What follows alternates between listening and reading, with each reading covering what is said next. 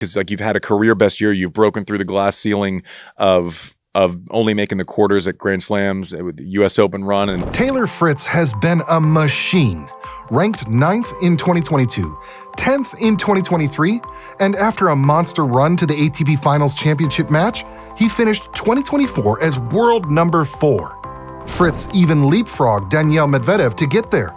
But here's the twist. Is he truly an all-around beast, or just seizing the right moments? Let's break down what makes Fritz elite, where he falls short, and the wild card factor that could redefine his game. Yeah, it's good.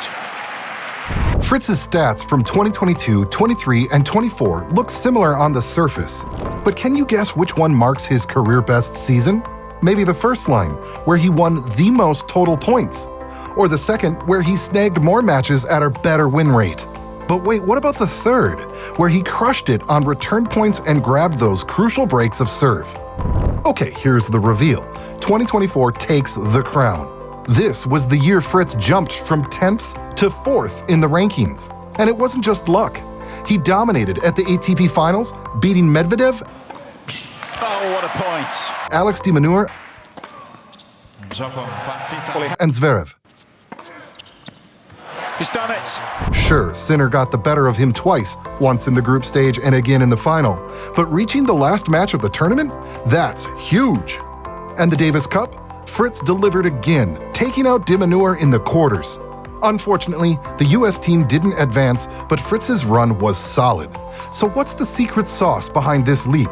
it's a weird thing for Taylor where it's like I've become the best version of myself. Well, first, let's talk about all the right matches. What does that mean? Timing, stakes, and delivering under pressure. In 2023, Fritz beat Tiafoe in the Acapulco quarters for 90 points. Cool, right? But at the 2024 US Open, beating Tiafoe again for a spot in the final earned him a massive 480 points. That's the difference between solid and legendary. And it wasn't just the US Open run. 2024 was Fritz's slam breakthrough. But before that, 8 total wins at majors since 2018? Ouch! By comparison, reaching the 4th round at every slam equals 12. In 2022, he lost 5 setters to Tsitsipas and Nadal, then suffered a shock upset to Brandon Holt. 2023 wasn't much better, with early exits to Popyrin and Ymer. Heading into 2024, his 5-set record was a rough 8-10, with just 2 quarterfinals. But then, the glow-up. 3 more quarters, his first slam final, and a 4-1 record in 5 setters. Revenge on Tsitsipas? Check. Beating Zverev twice? Double check. Taylor Fritz, you're on fire. Alright, let's move on and talk about the rebalancing. And no, Fritz didn't pull a trimetazidine like Iga or Clostebol like Yannick. Relax, we're just joking. Here's the deal. Fritz's 2024 season is a weird mix of epic highs and puzzling lows. He crushed it at the slams, winning 9 more matches than in 2023, but his overall win rate barely moved. Why? Instead of stumbling on the big stage like before, he started losing in surprising places, like falling to Arnaldi in Acapulco. Gets it. And even Alex Michelsen in Geneva. What a match. Weird, right? But honestly, this trade-off might have been genius, even if it wasn't planned. You can train with slams in mind, but you can't just throw early round matches at smaller events and expect it'll magically boost your Grand Slam results. Yet somehow, Fritz made it work. Now here's where it gets spicy. Fritz seems to have cracked the code in one specific area, tiebreaks. Let's check out his record since 2021. That 59% win rate in 2023? Pretty standard. But in 2024, Fritz flipped the script, finally beating tiebreak expectations. Coincidence? Maybe, but look closer at the data. In matches tracked by the Match Charting Project and Slams, Fritz served way better in tiebreaks in 2024. He won a ridiculous 80% of his service points in tiebreaks, up from his usual 65 to 70% between 2021 and 2023. If he can keep those numbers up and maintain a solid 38% return points won rate, Fritz could start dominating tiebreaks even more. Let's not overhype it though. He's no Agassi or Sampras. His 21-11 record is just a couple of tiebreaks better than expected. But here's the kicker. Even a single tiebreak can flip the narrative. Think about it. Fritz snatched in 2024 a first-set tiebreak from Tsitsipas in Melbourne. At Wimbledon last July, he split 2 with Zverev and then won both last September in New York. Take away just one of those and suddenly, Fritz might have been watching the 2024 Tour Finals with a bag of popcorn instead of playing them. And no trimetazidine or clostebol involved. Just pure Fritz magic.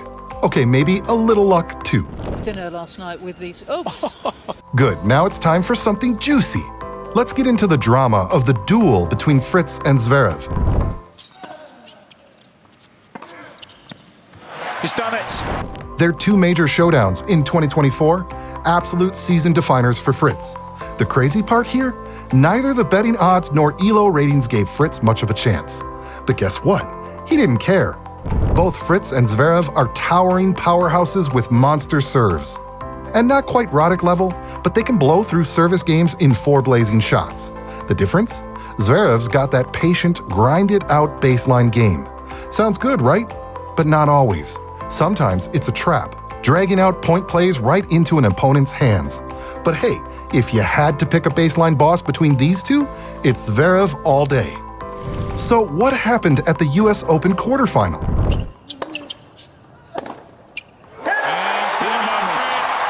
39 points win 10+ strokes. Guess who came out on top? Fritz, winning 20 of them. Yeah, he took it to Zverev in his own game.